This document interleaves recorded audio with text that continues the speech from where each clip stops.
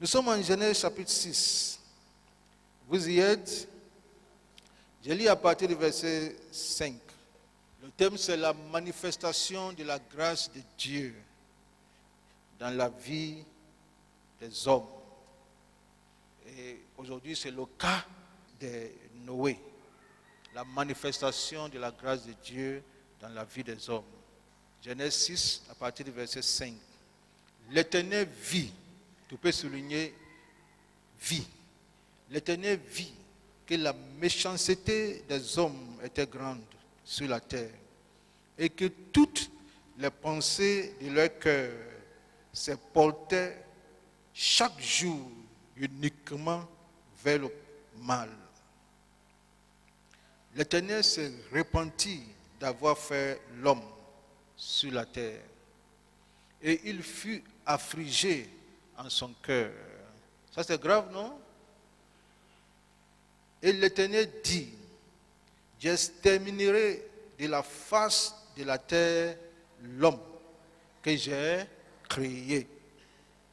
Depuis l'homme jusqu'au bétail, aux reptiles et aux oiseaux du ciel, car je me répands de les avoir faits. Lève la main et dis, aide-nous Seigneur. Le verset 8, c'est le verset qui nous concerne. Mais Noé trouva grâce aux yeux de l'Éternel. Mais Noé trouva grâce aux yeux de l'Éternel. Quand cette année 2015, tu trouves grâce aux yeux de l'Éternel. Voici la postérité de Noé. Le verset 9. Noé était un homme juste. Il faut souligner ça. Un homme juste et intègre dans son temps. Noé marcha avec Dieu. Il est un homme intègre, un homme juste. Il faut souligner ça. Et il marche avec Dieu. Noé marcha avec Dieu. Noé engendra 3 fils, Shem, Cham et Japheth. Amen. Seigneur, nous venons devant toi pour nous abreuver, Seigneur, de la source intéressable. Parle-nous, inspire-nous, motive-nous, dirige-nous, élève-nous, distingue-nous par ta parole, dans le nom puissant de Jésus. Amen. Alors, il convient de préciser que c'est la première fois que le mot grâce est mentionné dans la Bible. C'est la première fois. Quand tu étudies la Bible, il y a une loi qui s'appelle la loi de la première mention. La loi de la première mention. Tu veux chercher quelque chose dans la Bible, que ce soit prière, que ce soit grâce, que ce soit la sainteté, la sanctification, etc. Il faut d'abord aller dans la Bible. La première fois, ce mot a été mentionné. C'est ça la loi de la première mention. Et les circonstances autour du mot, c'est ce que nous allons voir. C'est pour cela que nous allons choisir Noé. Parce que la première mention du mot grâce était en connexion directe avec qui? Avec Noé. Alors quand tu vas parler de la grâce de Dieu, tu ne veux pas le sauter, n'est-ce pas? Parce que c'est la première personne, c'est la première mention. Il n'est pas la première personne à expérimenter la grâce. Avant lui, les autres ont expérimenté la grâce, même Adam. Mais Noé, c'est la première fois dans la Bible, on parle de grâce. Et ce mot est associé à Noé. Alors nous allons voir. Il y a 2 versets qui nous intéressent dans ce passage. Le verset 8 qui dit « Mais Noé trouva grâce ». Et le verset 9 qui dit Noé était un homme juste et intègre dans son temps. Il marcha avec Dieu. Alors, il marchait avec Dieu. Alors on se pose la question. On dit que Noé, trouvait grâce. Au verset 8. Le verset 9 dit, Noé était un homme juste et intègre. Et il marche avec Dieu. Voici la question que nous nous posons, qui sera notre question de réflexion. Laquelle vient en premier lieu, la grâce de Dieu sur la vie de Noé, ou bien la justice de Noé? Pense un peu. Noé trouva grâce. D'une part. D'autre part, Noé était juste. Il était intègre. Et il marchait avec Dieu.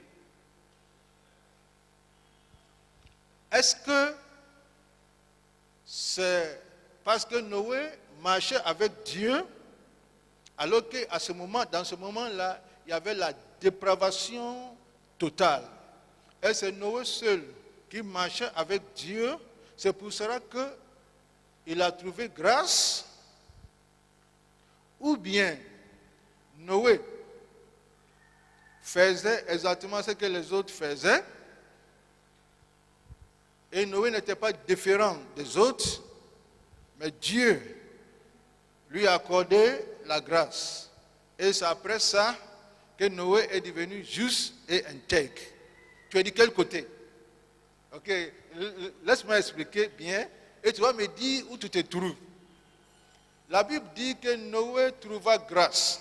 Le verset 8. Le verset 9 dit Noé était juste et intègre. Et il marchait avec Dieu. Maintenant, il y a un argument théologique. Il y a un débat théologique. Le débat théologique est ceci. Est-ce que c'est la justice de Dieu? Et est-ce que c'est la justice de Noé? Est-ce que c'est son intégrité qui a procuré la grâce de Dieu sur sa vie? Ou bien Noé faisait exactement comme tout le monde. Il n'était pas différent des autres. Mais lorsque la grâce de Dieu est venue sur sa vie, il est devenu juste et intègre. Alors la question est que quand est-ce que Noé devint juste et intègre? Avant ou après avoir trouvé grâce? Vous voyez, la moitié ici n'a pas compris le sens de la grâce de Dieu. Parce que si on te demande de définir la grâce de Dieu, quelle est la définition de la grâce? Tu vas me dire que c'est une faveur imméritée. Si la grâce est une faveur imméritée, qu'est-ce que Noé a fait pour mériter cette faveur? Répondez-moi. Qu'est-ce que Noé a fait pour mériter cette faveur? Il n'a rien fait. Mais pourquoi tu dis que c'est la justice de Noé qui lui a procuré la grâce, alors que la grâce est une faveur imméritée? Ou bien quand on dit une faveur imméritée, tu ne comprends pas? Une faveur imméritée veut dire une faveur que tu ne mérites pas. Ça veut dire une faveur pour laquelle tu n'es pas qualifié.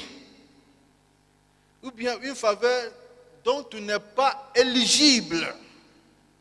C'est une faveur pour laquelle tu n'as pas travaillé. Est-ce que mon français est clair? C'est une faveur pour laquelle tu n'as pas travaillé. Dans ce sens-là, Noé n'a rien fait pour mériter cette grâce. La tradition théologique nous montre que comme Noé peut-être était bien, n'était pas comme les autres, et il ne faisait pas comme les autres font, et Dieu lui dit, j'ai trouvé quelqu'un au moins qui est correct. tiens la grâce. Ça, c'est pas ça. Si c'est ça, c'est pas la grâce. Allons en Romains chapitre 11, le verset 5 et le verset 6. Romains chapitre 11. Vous me suivez, nous les enfants? Romains chapitre 11, le verset 5 et le verset 6. Vous y êtes? Il en a donc aussi qui ont été réservés en ce temps, selon l'élection de la grâce, selon l'élection de grâce. Dis après moi, l'élection de grâce. Merci. Et le verset 6 dit, or, si c'est par grâce, on y va ensemble, ce n'est plus par les œuvres. Si c'est par grâce, ce n'est plus par les œuvres. Autrement, la grâce ne serait plus une grâce. Est-ce qu'on se communique?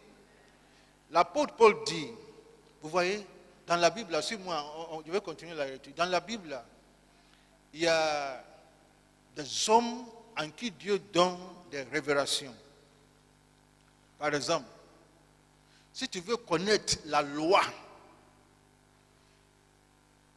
qu'il faut toucher dans la Bible, il faut toucher Moïse. Parce que c'est à lui, Dieu a donné la loi. Si tu veux connaître ce que se passe au ciel, la révélation des activités au ciel liées au dernier temps, qui il faut toucher? Il faut toucher Jean. Parce que c'est à lui, Jésus a donné cette révélation eschatologique. Ça veut dire des choses des derniers temps. Si tu veux connaître la grâce, qui il faut toucher? Il faut toucher Paul. C'est à lui Dieu a donné la révélation de la grâce. Si tu veux connaître le principe du royaume, qui il faut toucher? Il faut toucher Jésus. Parce qu'il est venu nous donner le principe du royaume. Alors, chaque fois que tu écoutes Jésus, il dit, le royaume de Dieu est comme. N'est-ce pas? Un monsieur qui voyage. Le royaume de Dieu est comme. Le royaume des cieux est comme. Le royaume des cieux est ça. Alors, c'est Jésus qui est venu nous présenter le royaume de Dieu. Il disait à ses apôtres, je vais vous dire beaucoup de choses, mais vous ne pouvez pas maintenant contenir. Mais quand l'Esprit viendra, alors, nous partons chez Paul. Parce que c'est Paul qui est l'apôtre de la grâce. Quand Dieu a fait grâce à Noé, Paul n'est pas là. Mais Paul a eu la révélation de la grâce de Dieu. Alors écoute ce que Paul dit. Paul dit, or, Romains 11, le verset 6, si c'est par grâce, ce n'est plus. Paul n'a pas dit ce n'est pas, mais ce n'est plus par les œuvres. Autrement, la grâce ne serait plus une grâce. Au contraire, si c'est par les œuvres, on y va ensemble, ce n'est plus par la grâce. Autrement, les œuvres ne seront plus des œuvres. Alors, on retourne chez Noé. Noé n'était pas différent des autres. Je sais que ça bouleverse ta théologie. Noé n'était pas différent, aide-moi, des autres. Il n'était pas mieux que ses contemporains, ceux qui vivaient à cette époque avec lui. Il n'était pas mieux que eux. Il faisait la même chose que tout le monde. La différence entre Noé et les autres est que Noé trouva, on ne donne pas grâce à quelqu'un qui n'a pas besoin de grâce. On donne grâce à quelqu'un qui ne mérite pas. Si Noé trouva grâce, ça veut dire que grâce qu'il a trouvée va changer sa vie. Mais ce n'est pas parce que sa vie a changé et Dieu a vu que sa vie a changé. Dieu merci, tout le monde est méchant, tout le monde est grave. C'est la dépravation et la perversion totale. Mais j'ai vu quelqu'un qui n'est pas comme eux. Ce n'est pas ça.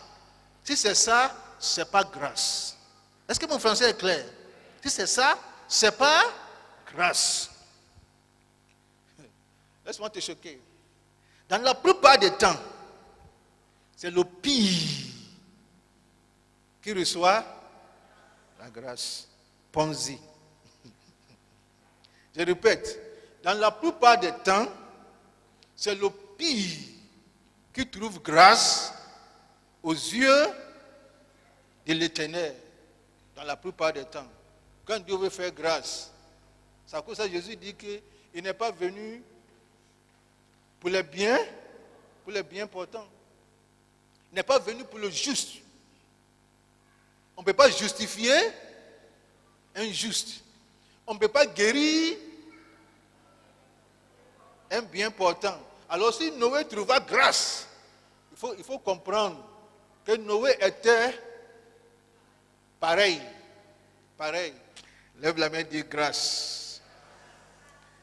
Dieu te donnera grâce.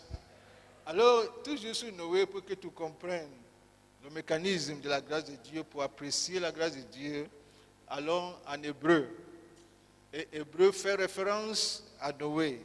Hébreu 11, le verset 7. Hébreu 11, le verset 7. Hébreu 11, le verset 7.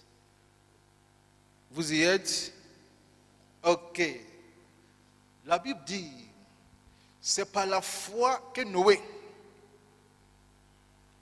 divinement averti des choses qu'on ne voyait pas encore. C'est par la foi que Noé, divinement averti des choses qu'on ne voit pas encore, est saisi d'une crainte respectueuse, selon ma version. Il construisit une hache pour sauver sa famille. C'est par elle, on parle de la foi, qu'il condamna le monde. On va voir ça. Et divin, c'est par la foi qui condamna le monde. C'est par la foi qui condamna le monde. Mais la Bible dit que c'est par grâce que nous sommes sauvés au moyen de la foi. Ça veut dire que sa foi a commencé après la grâce. Merci. Pas avant la grâce. Et la Bible dit, il condamna le monde, c'est par la foi, et il devint héritier de la justice. Lisons la dernière phrase. Héritier de la justice qui s'obtient par... On parle de qui? On parle de Noé. Et on dit que Noé, il devint héritier de la justice. Et cette justice-là, Noé l'a obtenue par... Oh, aide-moi. Par la foi, pas par les œuvres. Ça veut dire que Noé ne faisait pas quelque chose d'exceptionnel. Lorsque la grâce de Dieu l'a localisé. C'est après que la grâce de Dieu l'ait localisé, parce que la réponse à la grâce de Dieu, on appelle ça la foi. La grâce vient du ciel. La grâce, elle est un choix souverain et discrétionnel. Dieu ne discute pas avec quelqu'un pour te faire grâce. Non. Il ne discute pas avec quelqu'un pour te faire grâce. Il ne consulte pas ton passé pour te faire grâce. Maintenant, quand Dieu te fait grâce, la réponse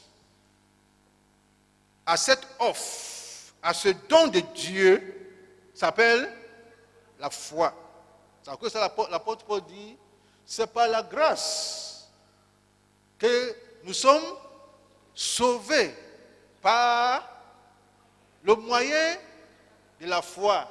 La grâce vient d'abord sur toi et après, tu réponds à la grâce de Dieu. En répondant à la grâce de Dieu, là, ce que sort là, on appelle ça la foi.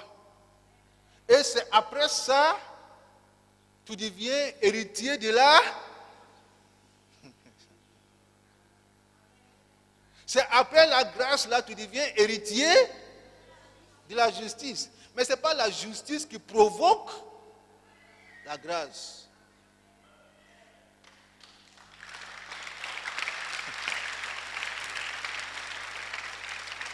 Si c'est la justice, écoutez, si c'est la justice qui provoque la grâce, Jésus n'avait pas besoin de venir sur la terre. Il n'avait pas besoin de venir. Parce que sous l'ancienne alliance là, les hommes étaient justes. Mais eux, ils étaient justes par rapport à la loi. En respectant certaines choses, tu deviens juste. Noé ne vivait pas sous l'ancienne alliance. L'ancienne alliance a commencé avec qui? Avec Moïse. Voyons où Noé habite. Ça n'a rien à voir avec la loi. Est-ce qu'on se communique? Nous voyons que Noé a reçu la grâce de la même manière que toi aussi tu reçois la grâce. Toi-même, ta vie est témoignage que tu ne vivais pas correctement. Et Dieu dit, ah, toi-même tu es correct, toi tu ne fumes pas, tu ne bois pas, tu ne cherches pas femme, toi tu peux être chrétien. Viens, reçois grâce. Va continuer la vie que tu mènes. Je n'ai pas besoin de grâce de faire ce que je peux faire moi-même. Est-ce que mon français est clair? Je n'ai pas besoin de la grâce de faire ce que je peux faire moi-même. Mais Dieu t'a regardé, Dieu a vu que tu es pire parmi les pires. Et Dieu dit, viens, je vais t'utiliser pour montrer une leçon à ceux-là. Que je peux te mettre à part, je peux te justifier, je peux te sanctifier, je peux te laver. Mais avant ça, reçois la grâce. Et quand la grâce vient, les choses suivent. C'est ça la grâce. Est-ce qu'on se communique? Écoutez ce que l'apôtre Paul dit. L'apôtre de la grâce dit, Éphésiens 2, 8 à 10.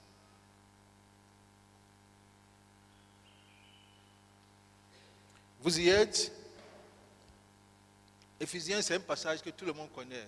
Et ce passage-là, chaque personne qui fait évangélisation, elle cite ça. Et parfois même, la même personne, elle ne comprend pas. La Bible dit, c'est par la grâce que vous êtes sauvés. Par le moyen de la foi. Et cela ne vient pas de vous. Cela ne vient pas de vous. On va voir ça un à un. C'est le don de Dieu.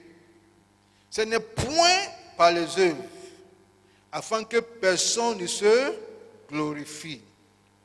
Et j'aime le verset qui suit. Car nous sommes son ouvrage, ayant été créés en qui? En Jésus-Christ. Pour des bonnes œuvres. Alors ici, là, dans ce passage-là, il y a deux œuvres. Si tu remarques, n'est-ce pas? Nous ne sommes pas sauvés par des œuvres, mais nous sommes sauvés pour les bonnes œuvres. que Dieu a préparées d'avance afin que nous les pratiquions. Alors quand on voit ce passage, il y a 5 choses, rapidement, il faut noter. La Bible dit, c'est par la grâce que vous êtes sauvés. Ça, c'est le premier point. Par le moyen de la foi. Ça veut dire, c'est pas par le moyen des œuvres. Et le point numéro 2, la Bible dit, cette grâce-là ne vient pas, aide-moi, ne vient pas de vous. Et excellence, il faut noter, la grâce ne vient pas de toi. Que ce soit Noé, que ce soit toi, la grâce, la Bible dit, cela ne vient pas, aide-moi, de vous. Ça veut dire, il n'y a rien en homme qui peut gratifier la faveur de Dieu. Est-ce que mon français est clair? Il n'y a rien en toi, ni en moi, qui peut gratifier la grâce de Dieu.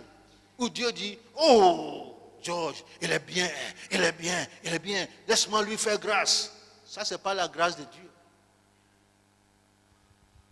Paul dit, cela ne vient pas de nous. Ça, c'est le deuxième point. Troisième point, Paul dit, c'est le don, aide-moi, c'est le don de Dieu. C'est le don de Dieu. C'est un don, ce n'est pas un prêt. C'est le don de Dieu. Et ce don-là, c'est irrévocable.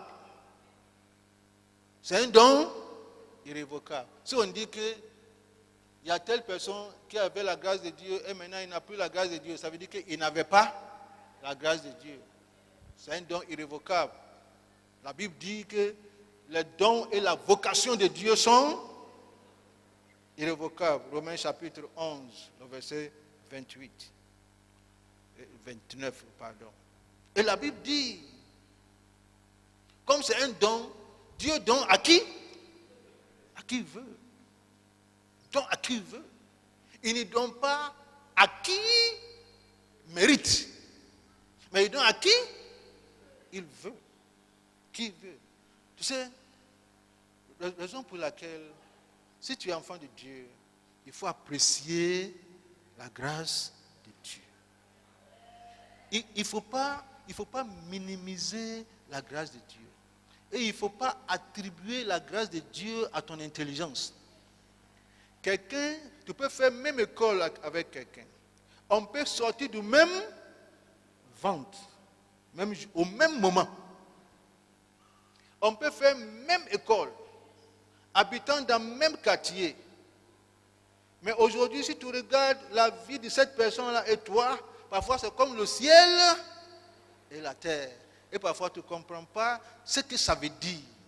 Si c'est intelligence-là, c'est même école, lui aussi l'intelligence. Et parfois même à l'école-là, il était plus intelligent que toi. Mais pourquoi tu es favorisé? Et parfois, si tu n'analyses pas cela sur le plan prophétique, tu vas dire, mais moi je suis intelligent. Moi je suis intelligent. Qui t'a dit que tu es intelligent? Si c'est intelligent là, il y a quelqu'un qui est plus intelligent que toi. Si c'est beauté, il y a quelqu'un qui est plus beau que toi.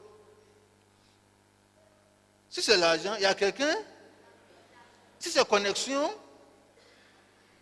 tu n'es pas la personne le plus connectée au monde. Mais quand Dieu te fait grâce, il ne faut pas minimiser la grâce de Dieu. Oh, dis-moi Amen. Pas minimiser la grâce de Dieu. À toi les meilleurs fruits, disons dit que mon âme.